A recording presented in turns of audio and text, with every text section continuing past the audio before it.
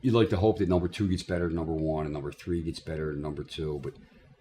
I think a lot of it, I look back to like Montgomery County last year, to be just so inspired to represent somebody accused of murder who in your heart, and with clear eyes, not as an advocate for the person, but taking a step back and looking at the evidence and knowing that an innocent person's life is in your hands, and to go out and get that and fight for that person. I mean, you feel honored, and it's something I'll look back and I'm proud of I guess who I am as a father and a husband first, but and I guess as a Christian after that, but close fourth is that day when you look at, and I live in Montgomery County, and you look to 16 people, and you hate to think of things in regards to race, but a 20-year-old African American kid who's never been arrested for anything a day in his life, and now he winds up charged with murder in Montgomery County, and he didn't do it, and he's got to look to 16 people that are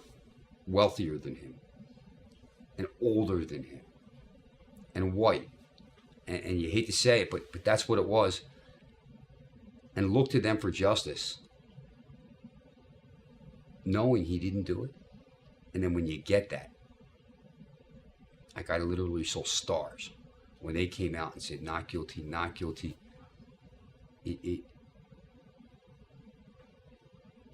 For a moment, your existence is somehow verified. You understand what your calling was, and on that day, at least for those 2 weeks, what I was put on this earth to do, other than be the best father I can to my daughter, who missed out for those 2 weeks, and many weeks before, was to make sure that people that looked nothing like Desmond Smith, that came from different places than Desmond Smith, sat back and could say, I'm not going to be bound just because the government said it or the police said it or because somebody passed, but I'm going to do what's right in my heart and render a verdict consistent with the evidence. And it was very humbling. And on the ride back, it's amazing the things you think of in your car as you just quietly, for the first time in your prep for so many weeks,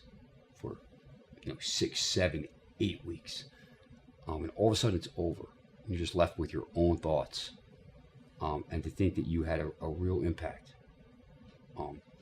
and not just on Desmond Smith, but all the people that Desmond Smith come into contact with, that he meets and says, it fucking worked for me. I had a guy go up and stand up and fight for me, and the right thing